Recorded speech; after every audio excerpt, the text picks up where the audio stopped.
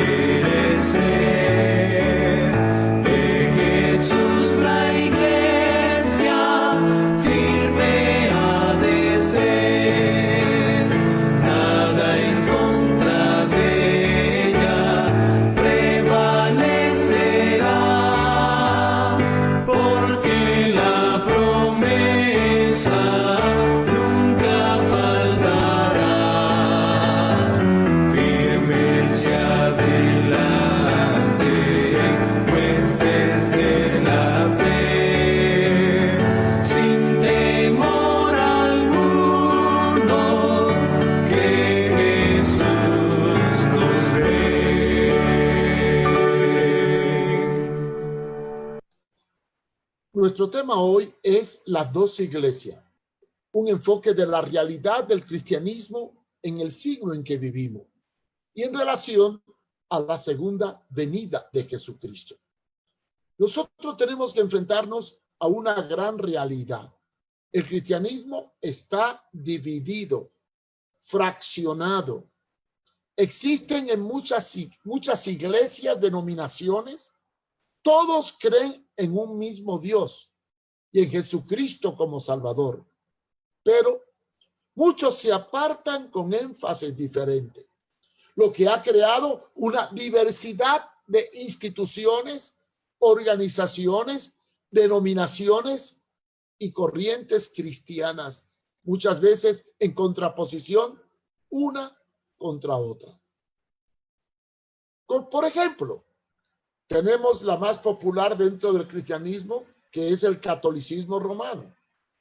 El catolicismo romano, o llamada Iglesia Católica Apostólica y Romana, es una organización eclesiástica que surgió con el edicto de Constantino, el edicto de tolerancia en el año 313. Luego se estructuró de una forma tal que se promulgó varios edictos, entre ellos el edicto de Milán. Y en el concilio de Nicea se establecieron en el año 325 las doctrinas más importantes a través del credo. Ahí nació formalmente el papado, que fue una réplica del sistema imperante del Imperio Romano con los emperadores. Este catolicismo romano se estableció con el principio de que el Papa era el sucesor de San Pedro. Como fruto de la división del catolicismo, allá por el año 1054, aparece la Iglesia Ortodoxa griega, derivada de la iglesia que existía en el territorio de Constantinopla.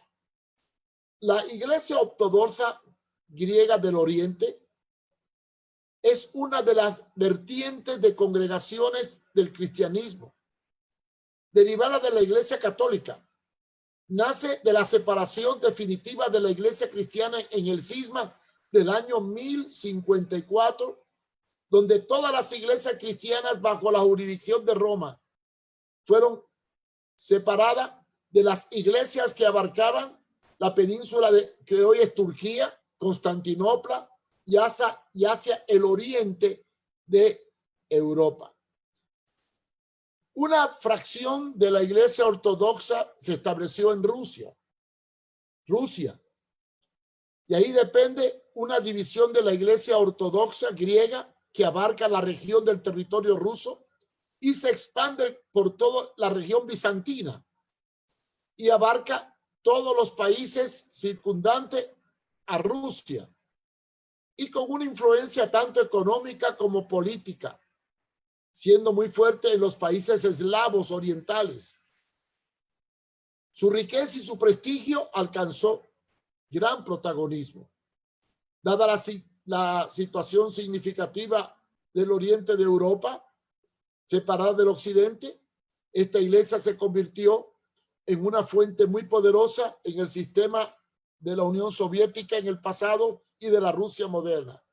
Rompió con el papismo y se convierte en una de las iglesias más fuertes, la cual rechazó el fenómeno de la papisa Juana, la papisa, una historia que algún día le vamos a contar. Después tenemos el surgimiento de otras iglesias. El abuso del Papa de Roma al vender indulgencia hizo que naciera el luteranismo. Es una de las principales ramas del cristianismo moderno, del cual se desprende el protestantismo. Se identifica con la teología de Martín Lutero, un reformador doctrinario, teólogo y fraile alemán que se opuso al poder papal y a la venta de indulgencias o bulas, y al ser excomulgado, que originó una revolución religiosa en Alemania del siglo 1517, dando lugar al nacimiento de la iglesia luterana. Después nace la iglesia anglicana episcopal. Esta nace debido a la soberbia de el rey Enrique VIII. La iglesia anglicana surgió después de un acta de supremacía en el año 1534, proclamada por Enrique VIII como cabeza suprema de la Iglesia dentro del Reino de Inglaterra. En los siglos siguientes, el anglicanismo se difundió por todo el Imperio Británico y sus colonias.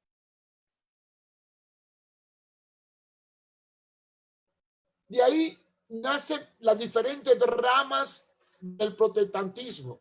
De la Reforma luterana aparecen dos corrientes que identifican los movimientos evangélicos modernos. Uno es el calvinismo, donde Calvino enseñó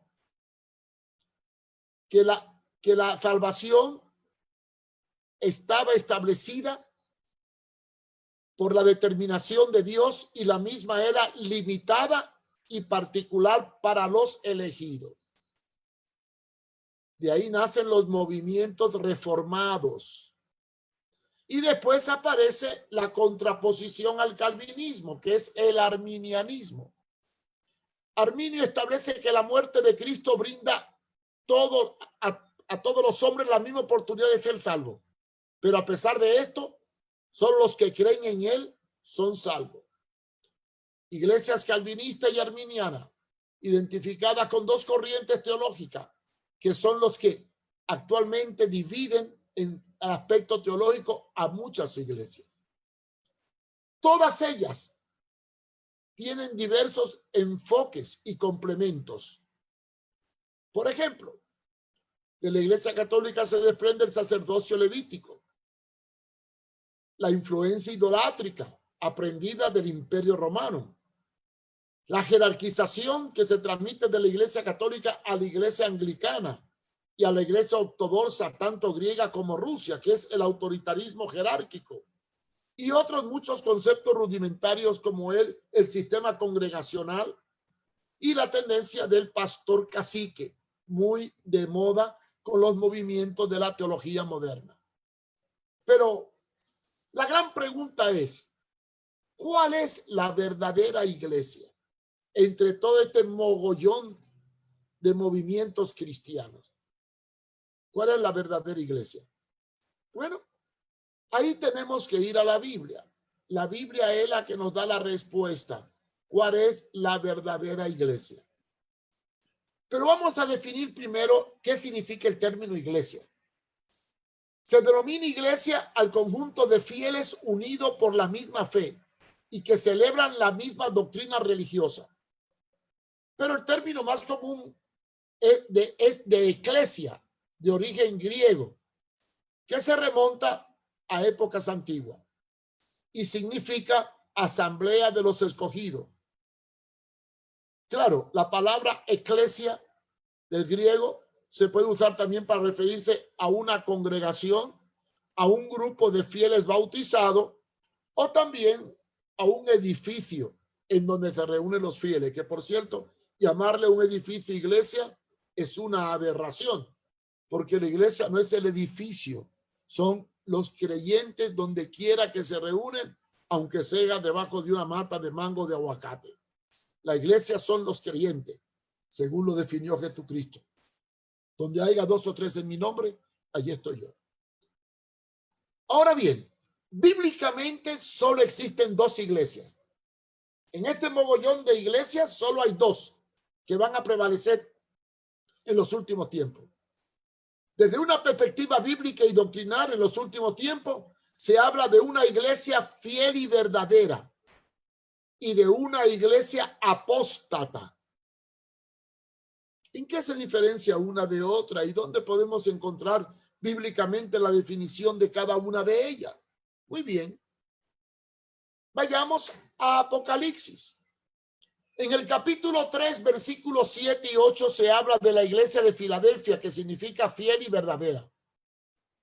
Dice el texto: escribe al ángel de la iglesia en Filadelfia. Esto dice el santo, el verdadero, el que tiene la llave de David, el que abre y ninguno cierra, y cierra y ninguno abre. Yo conozco tus obras. He aquí he puesto delante de ti una puerta abierta. Noten, he puesto delante de ti una puerta abierta, una promesa de salir del juicio divino, la cual nadie puede cerrar, porque aunque tiene poca fuerza, está hablando no de fuerza espiritual, está hablando de la fuerza política o la fuerza económica. Aunque tiene poca fuerza políticamente y económicamente, tiene dos cosas que la distinguen. Has guardado mi palabra, la Biblia, y no has negado mi nombre. Y si guarda la palabra, vive en santidad. Y si proclama la palabra, no niega el nombre de Jesús, que es un nombre sobre todo nombre. Este es el fundamento de la iglesia verdadera. No importa cómo se llame, dónde esté. Todo aquel que vive una vida recta, guarda la palabra, la vive, la encarna y proclama a Jesucristo con su vida, ese pertenece a la iglesia verdadera, esté bajo el nombre que sea. Y la iglesia falsa, la iglesia de la Odisea, una iglesia pobre, pero rica, una pobre iglesia rica en bienes. Apocalipsis 3:15 y 16 la define. Yo conozco tus obras, que ni eres frío ni caliente, indefinido. Ojalá fuese frío o caliente, o sea, ojalá fuera definido.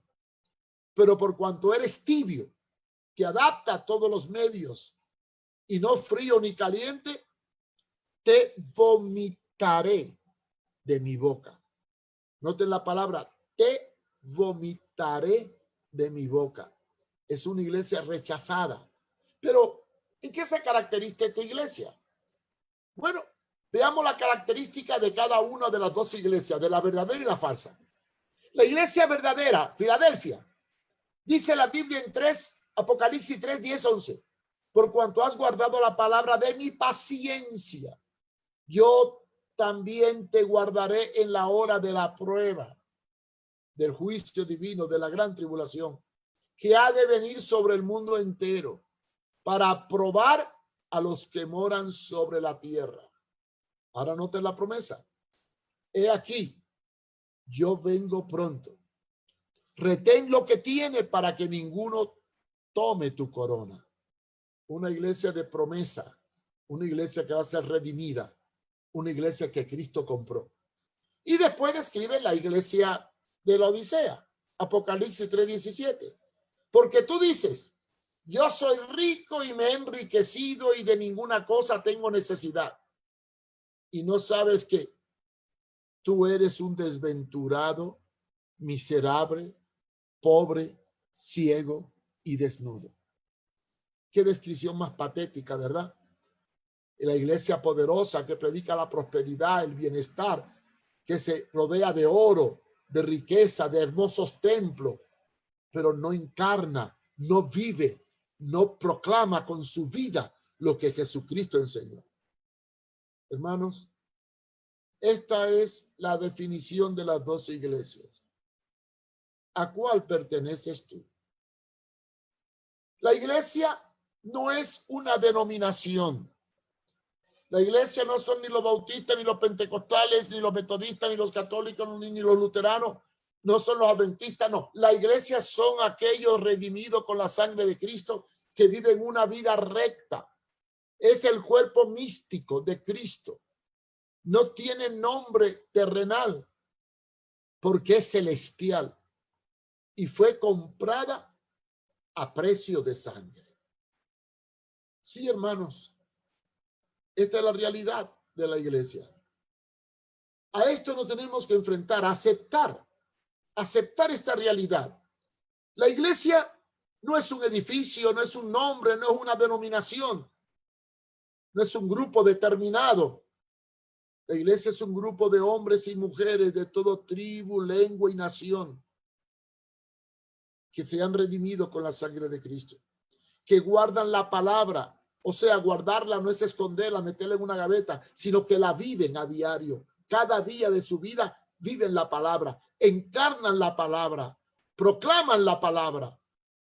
Por eso, hermanos, la iglesia es el cuerpo místico de Jesucristo. Es el cuerpo místico de Jesús. Y todo aquel que vive la palabra y guarda la palabra y obedece la palabra, todo aquel que hace esto pertenece a la verdadera iglesia de Jesucristo. Así que para concluir, solamente le puedo decir que hay dos iglesias, dos.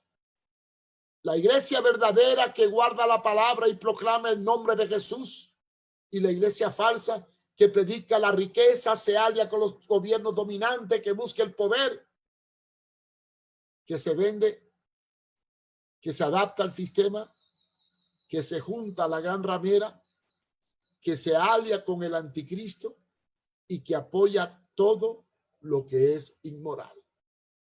¿A cuál iglesia perteneces tú? Esta es la pregunta que yo te hago en estos momentos. ¿A cuál iglesia perteneces tú?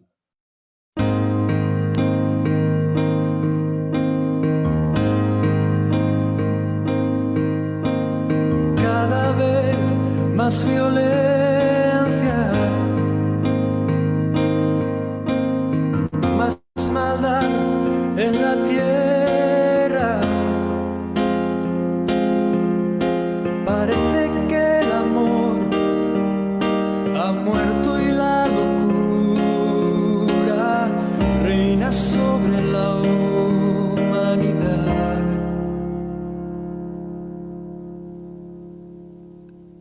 Jóvenes acabados, niños abandonados, a precio de placer y decidiendo solo el interés. ¿Dónde queda la justicia y la venganza?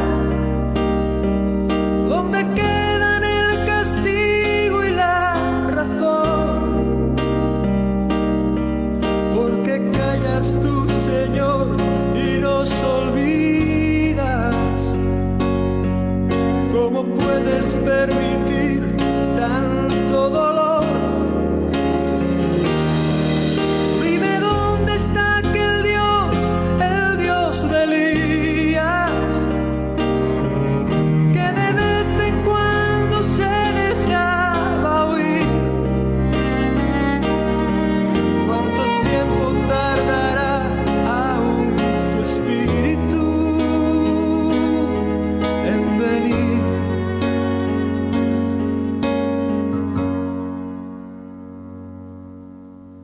Necios como niños, torpes cachorrillos,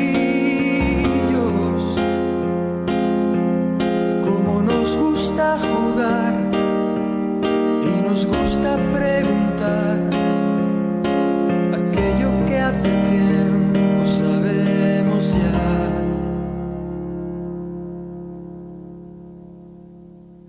Dios aún sigue hablando, sigue aún contestando, y aquel que quiere oír aún puede percibir su voz de amor.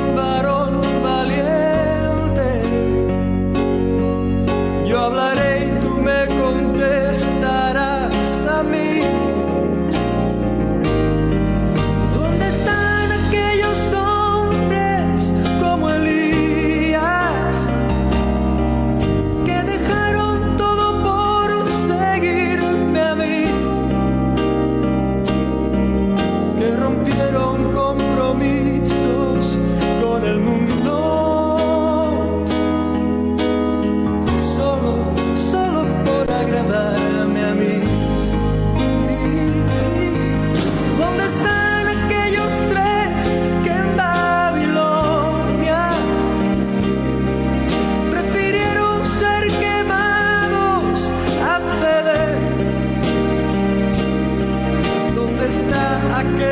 ayer que me adoraba? ¿Dónde está la santidad de aquel otro ser?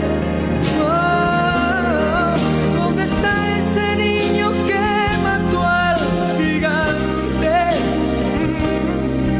¿Dónde están los sucesores de Josué?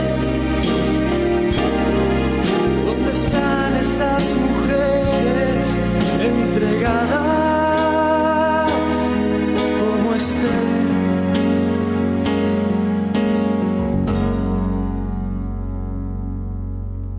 Jóvenes acabados,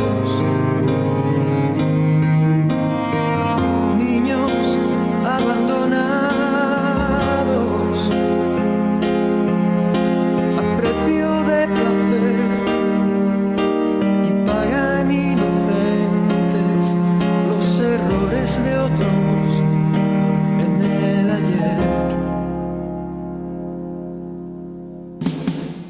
Si mi pueblo se volviese y me buscase, renovando así su entrega y su fe, si me amase como aman sus caminos, si olvidase los rencores del ayer,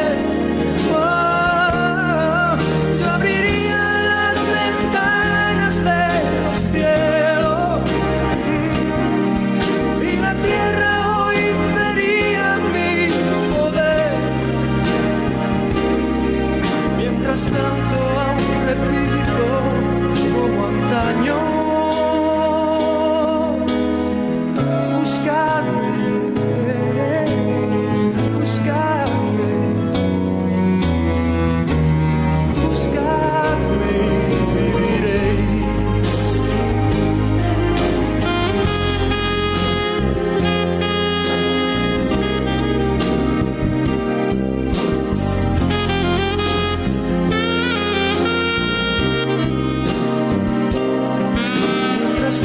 aún repito como antaño, buscadme, buscadme, buscadme y viviréis.